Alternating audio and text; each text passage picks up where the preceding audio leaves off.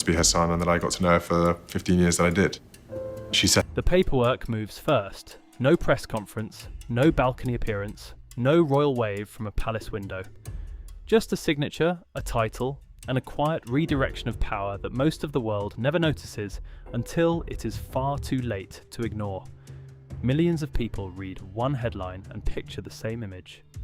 Prince William standing inside Balmoral Castle, keys in hand, as if the Queen's most private home just changed owners overnight.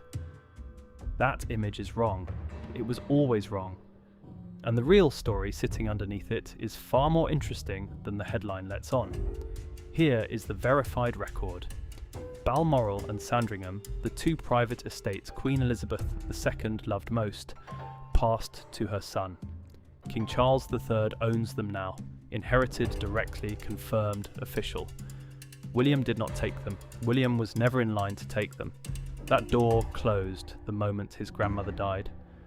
So, if William does not own the Queen's private estate, why is his name attached to a headline about taking one? Because the public is watching the wrong square on the board. HI viewers, quick question before we go further. If your family suddenly lost a decades-long job with no public explanation, would you call that routine business, or would you call it personal? Drop one word in the comments. I want to see what you actually believe before I show you what the palace believes. Because while the world stares at Balmoral, the real transformation is happening somewhere quieter. In September 2022, William became Duke of Cornwall. That title did not hand him a castle. It handed him a machine, one built from land, tenants, farms, coastline, and centuries of legal structure. And it put that machine directly under his control. This is not inheritance in the simple sense. This is positioning. The Duchy of Cornwall does not exist to sit still. It exists to fund a future king, train a future king, and quietly prove to the public that a future king already knows how to run something enormous before he ever wears a crown. And somewhere inside that transition, a name connected to Queen Camilla disappears from the payroll. Nobody announced it, nobody explained it on television. But the timing lines up with the change in leadership, and once people started asking questions, the story stopped being about castles entirely. The first move was never a castle. It was never a crown. It was never a speech. It was a name that quietly disappeared from the duchy's future. A title lands on a desk in September 2022, and with it comes something far bigger than land. William becomes Duke of Cornwall, and overnight he inherits a machine that most Americans have never heard of. Yet it already shapes the future of the British monarchy in ways a castle never could. Forget the word estate for a second. Think of it as a private trust, one built centuries ago, funded by farmland, coastline, offices and rental income, and legally separated from public taxpayer money. It exists for one purpose only: to fund the official life, the charitable work, and the private life of whoever holds the title Prince of Wales, along with his household. That is what William now controls. But here is the twist that most headlines skip entirely. William does not simply own this like a mansion he can sell tomorrow. According to the duchy's own published rules, the Duke does not hold the right to the capital assets. He cannot cash it out, he cannot walk away with it. He can only run it, shape it, and answer for it while he holds the title. That single detail changes the entire story. This is not William collecting a private fortune to enjoy in silence. This is William being handed a test. Every farm he manages, every tenant he houses, every environmental target he sets, becomes a preview of how he plans to run something even larger one day, the monarchy itself. Americans understand this instinctively once you frame it correctly. Picture a powerful family business, passed down for generations, where the heir does not just inherit the money, he inherits the responsibility to prove he can run it better than the man before him, in full view of shareholders who never signed a single agreement but still expect a return. Except, in this case, the shareholders are the public, and the return they expect is trust, not dividends. Only this business comes with tenants who vote, journalists who investigate, environmental groups who watch, and a public that judges every decision in real time. So, while the world debates whether William took something from the late Queen, the far more important question sits quietly in the background. She's an inspirational woman to look up to, obviously to this day, and going forward and things. It is, it's a wonderful family. The members who I've met have achieved a lot, and very inspirational. What is he doing with the machine he already controls? And what does he plan to remove from it along the way? Because the most revealing part of William's rise inside the duchy was never about what he gained when the title landed on his desk. It was about what he chose to stop carrying forward from the era before him. Long before William ever held the title, another man spent decades shaping that same land into something personal. King Charles III did not treat the Duchy of Cornwall like paperwork, he treated it like an identity. For more than 50 years as Prince of Wales, Charles used the duchy to build the causes people now associate directly with him. Organic farming before it was fashionable. Sustainable architecture before most people used that word. Environmental warnings decades before the rest of the world caught up and started listening. This was not a side hobby. This was where Charles quietly practiced becoming the kind of king he wanted to be, long before he ever wore a crown. That long, personal relationship with the duchy also shaped who got close to him. Enter Queen Camilla. For years, Camilla existed on the outside of public affection, remembered by much of Britain and America as the reason a fairy tale marriage collapsed. But relationships shift. Public opinion shifts slower, but it shifts. Over time, Camilla moved from outsider to accepted partner, and eventually to Queen Consort, standing beside Charles at his coronation. As Camilla's position solidified, so did her family's proximity to the world Charles had built. That is where Annabel Elliott enters the story. Camilla's sister, an interior designer by trade, became connected to Duchy of Cornwall properties during the Charles era, according to public reporting. Her work reportedly touched the kind of restoration and design projects that reflected Charles's personal taste. The same taste he had spent decades refining across farmhouses, gardens, and historic buildings under his control. None of this was hidden, none of this was scandalous on its own. Family members working alongside royal relatives is not new, and it is not automatically improper. Palace-adjacent design work has existed for generations, quietly, without controversy. But it does mean that when leadership changes hands, the people sitting closest to the old regime become the easiest to notice once the room rearranges itself, and the room was about to rearrange completely, because Charles was never going to run the duchy forever. Queen Elizabeth II's death in September 2022 did not just create a new king, it triggered a domino effect through every title beneath the crown, and one of those dominoes landed directly on William's desk. Charles moved upward, out of the duchy and into the monarchy itself, carrying decades of habits and loyalties with him. William moved into the very seat Charles had shaped for half a century, inheriting the land, but not the obligation to run it the same way.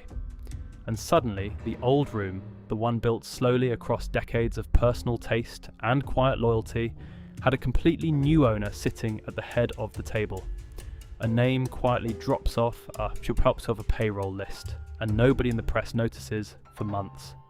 According to reporting from People magazine, Annabel Elliott, Queen Camilla's sister, was not brought back onto the Duchy of Cornwall's roster for the 2023 to 2024 year, after years of involvement in interior design work tied to the Charles era.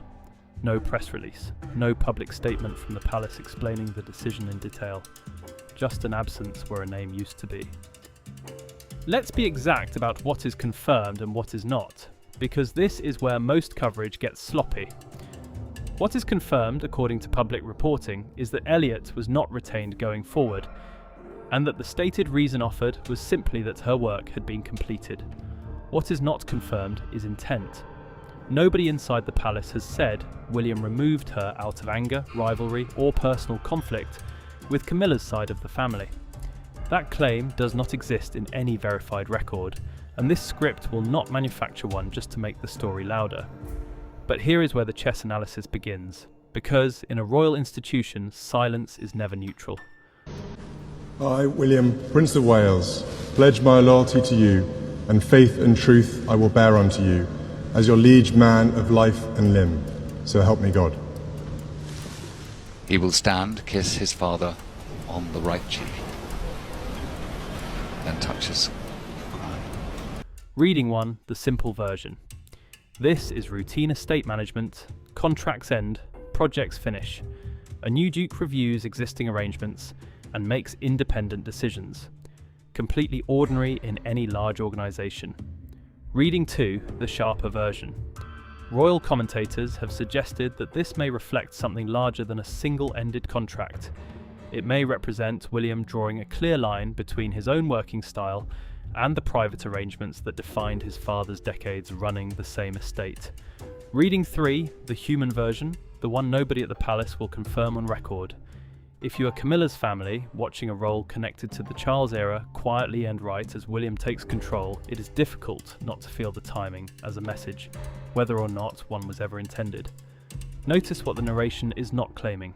It is not claiming Camilla's family exploded in fury behind closed doors. It is not claiming William personally signed a termination letter out of resentment. It is not claiming a single private word was ever exchanged between the two households. Those details do not exist publicly, and inventing them would turn analysis into fiction. What can be said is this: timing in royal life is rarely accidental, and optics move faster than official statements ever do. And if that was the first piece quietly removed from the board, the next move William made was far bigger than decoration. Cornwall's tenants start noticing something different almost immediately. New mental health support programs appear. New conversations about affordable housing begin. New environmental targets get attached to farms that had operated the same way for generations. This is not a rumour. This is the Duchy of Cornwall's own published direction under its new Duke. Since taking the title in September 2022, William has pushed the Duchy toward measurable, public-facing goals. Net zero commitments. Tenant welfare programs focused on mental health. Direct partnerships with local organisations tackling homelessness across Cornwall. These are not private passion projects hidden from view. They are published, promoted, and clearly designed to be seen. And that is the real difference between William and his father. Charles ran the duchy through relationships, restoration, and personal taste, built slowly across 50 years. His version of leadership was intimate, rooted in craft, architecture, organic farming, and long friendships with the people who helped build his vision. It was personal in every sense of the word. William's version looks almost the opposite. Cleaner, more structured, more corporate in tone, built for headlines, reports, and public accountability rather than private loyalty. Royal commentators have suggested this reflects a broader strategy, not simply a change in personality. A modern monarchy, according to this reading, cannot survive on charm and tradition alone. It needs measurable results the public can point to and defend. This is where the audience has to make a choice, because both readings hold up under scrutiny, and neither one can be dismissed as simply wrong. One reading says, William is protecting the institution itself, cutting away the kind of quiet, cosy, family-adjacent arrangements that make a monarchy look outdated and impossible to justify to a sceptical public watching every expense. The other reading says, William is not protecting anything. He is simply clearing out people connected to Camilla's era, because they represent a version of royal life he does not want attached to his own reign. Neither reading requires William to be cruel. Neither reading requires Camilla's family to be innocent victims either. Reasonable people watching the same facts can land in two completely different places, and royal commentators genuinely disagree on which explanation fits better. What nobody disputes is the direction William has chosen. Structured, transparent on paper, focused on outcomes a newspaper can measure, rather than relationships nobody outside the family can verify. Whether that shift is wisdom or cold calculation may depend entirely on which side of the estate you were standing on when the change arrived.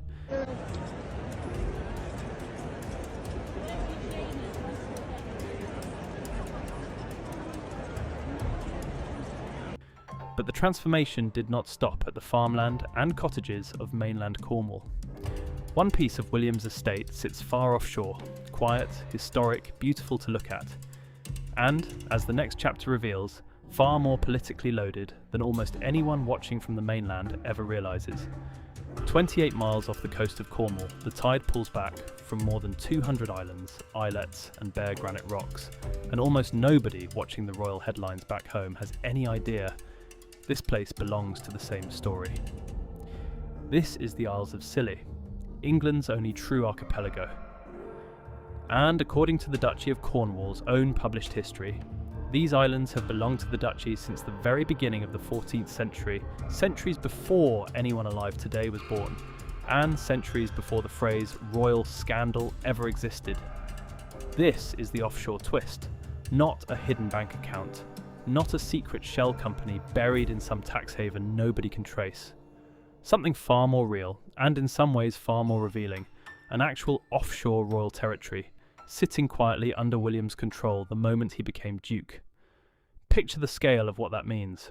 William is not simply managing hedgerows and farmhouses on the mainland.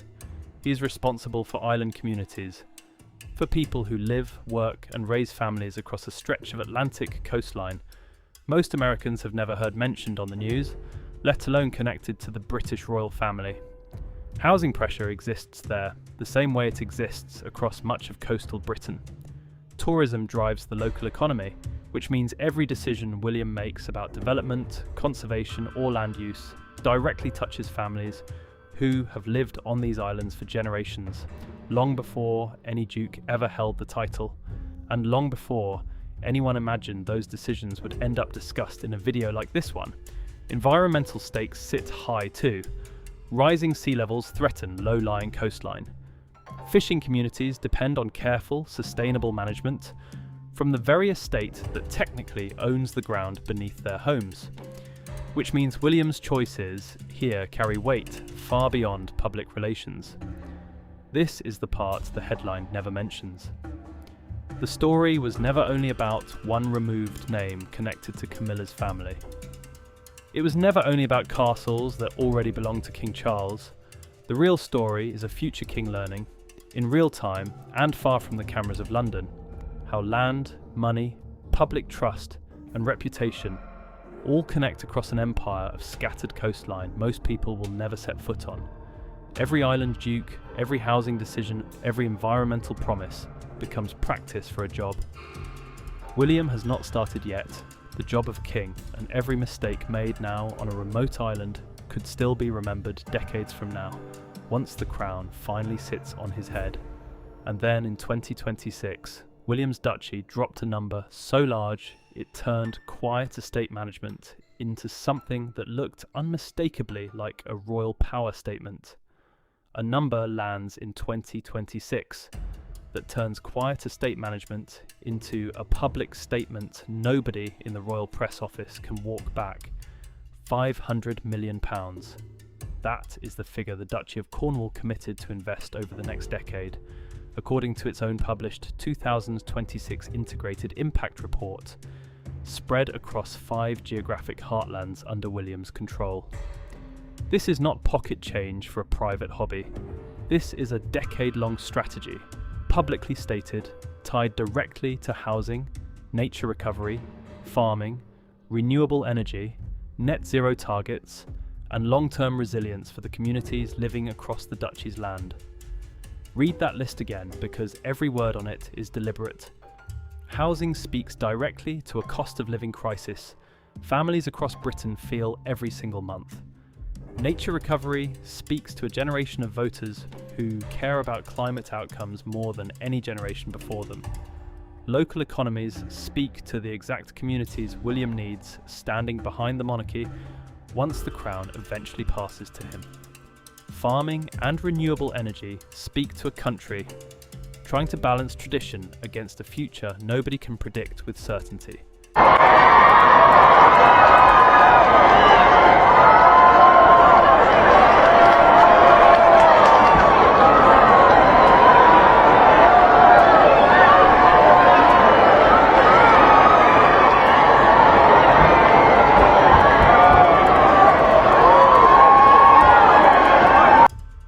This is not simply protecting an inheritance.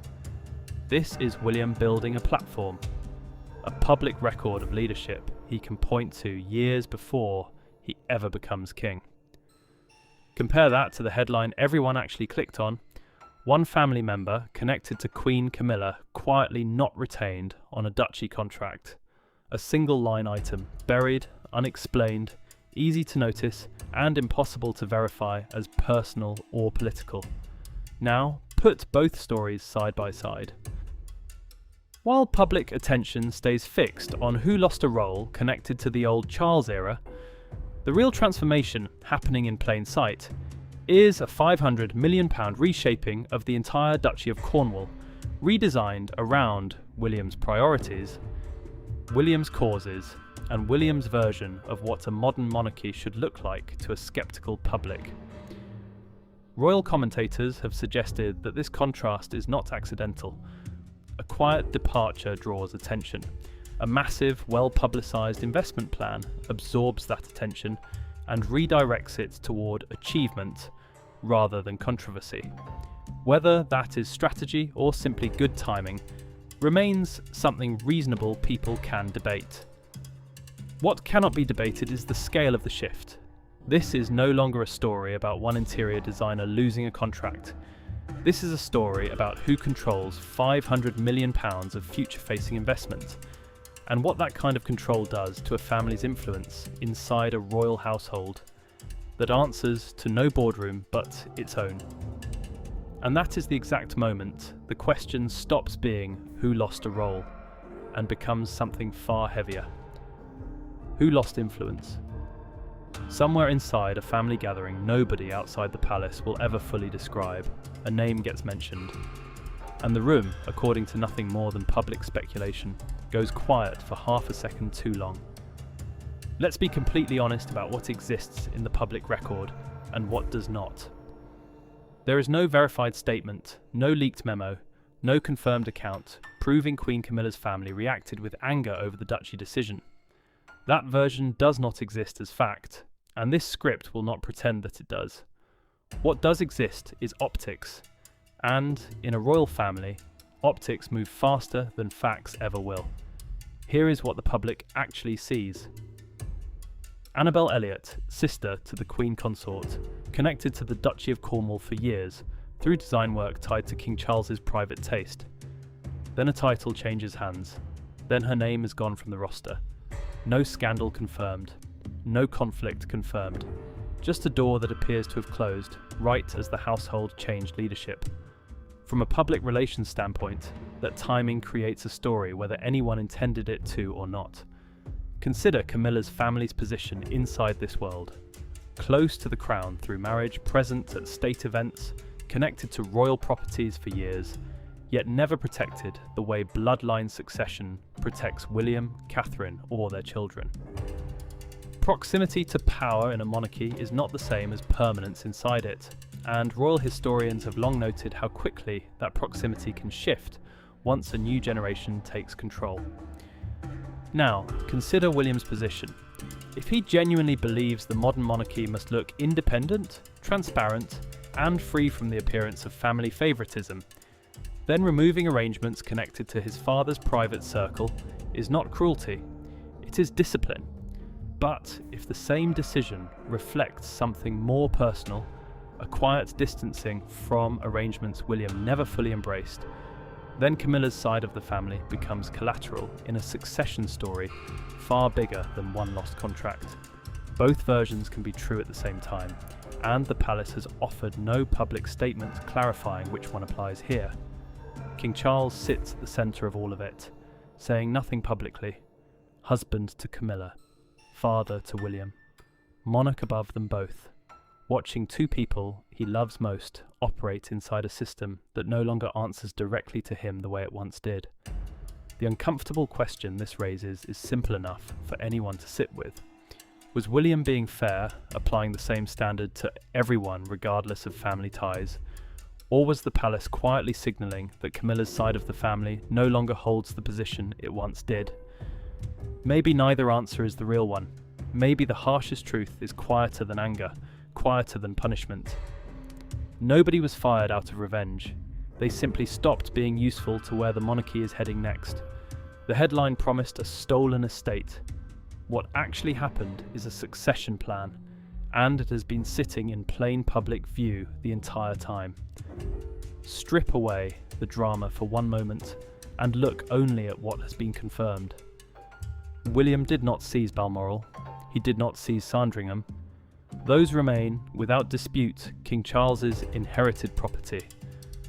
What William did was take full control of the Duchy of Cornwall, modernise its priorities, commit £500 million toward a public-facing decade of investment, and, according to public reporting, decline to retain one contract connected to Queen Camilla's family. None of those individual facts sounds like a scandal on its own. Together, they sound like something far more calculated, something closer to a strategy than a coincidence, and something that looks entirely different once you stop watching it one headline at a time. William's real message was never "Camilla's family is finished." Royal commentators have suggested a far more precise reading. The next era of the monarchy will be structurally harder to influence through private closeness, family ties, or decades-old personal loyalty, regardless of whose relative is asking. Look at where every major royal figure now sits inside that message. Catherine, Princess of Wales, stands as the future Queen Consort, her public role increasingly built around stability, family image, and causes designed to age well under scrutiny. Prince George of Wales represents the next direct line, a child whose future inheritance depends entirely on the reputation William builds right now, years before George ever reaches the throne himself.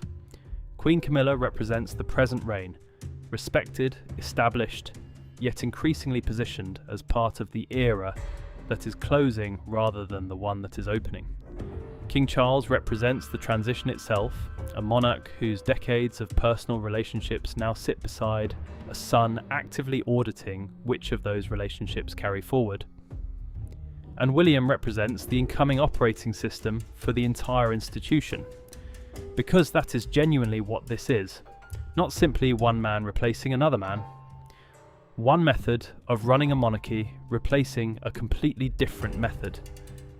Charles preserved relationships, sometimes for decades, often quietly, always personally. William audits them publicly, methodically, and according to standards he can defend to journalists, tenants, and a sceptical public. Watching every pound of that £500 million commitment, neither approach is automatically right. Neither approach is automatically wrong. Both come from love for the same institution, expressed in two completely different languages. But only one of them is currently running the Duchy of Cornwall, shaping 5 geographic heartlands and building the financial and reputational platform William will carry directly into becoming king. In the end, the most powerful estate in this entire story was never the one surrounded by the highest walls or the oldest stone. It was the one that quietly revealed exactly who still belonged inside the future, and who had already been left standing outside it. Strip away every headline, every rumour, every half-confirmed detail, and one plain fact remains standing at the centre of this entire story. Prince William never needed to seize the Queen's private estate to change the direction of the royal family. Balmoral and Sandringham were never his to take, and they never will be. While King Charles III remains on the throne, William did not need them. He only needed the estate that was already built for him, the Duchy of Cornwall. And once he took full control of it in September 2022, everything else followed on its own timeline. a £500 million investment plan replaced quiet, personal decision-making with public, measurable strategy. A contract connected to Queen Camilla's sister quietly ended, without confirmed drama, without a verified statement of intent, yet loaded with optics nobody in the palace chose to explain. An offshore archipelago most people had never heard of became part of a much larger conversation about housing, environment, and the responsibilities of a future king. Once all of that happened, the old atmosphere built around Charles and Camilla's decades inside the duchy began to look less permanent than anyone assumed it was. Not because William destroyed it, because William simply stopped extending it forward. That is how power actually moves inside institutions built on centuries of tradition. It rarely arrives with shouting, accusations, or dramatic confrontations behind closed doors. It arrives through a published report, a renewed contract, or one quietly left unrenewed. A title that changes hands on a specific date in September. A polite explanation that sounds completely harmless in the moment, right up until historians look back years later and recognise exactly what it signalled. Royal commentators will keep debating the intent behind every decision covered in this story, and they should, because certainty was never available here, only patterns, timing, and public record. Some will call William calculating, others will call him disciplined. Both descriptions may be describing the exact same man from two different angles. What is not up for debate is the direction those patterns point toward. A modern monarchy, built on transparency, measurable outcomes, and public accountability, slowly replacing an older monarchy built on personal relationships, quiet loyalty, and private discretion. Two families, one crown, and one estate that ended up saying more about the future of the British monarchy than any official palace statement ever did. In the end, this was not only about land, money, or one royal relative losing a role. It was about the moment Prince William stopped looking like the heir waiting outside the room and started looking like the man already moving the pieces inside.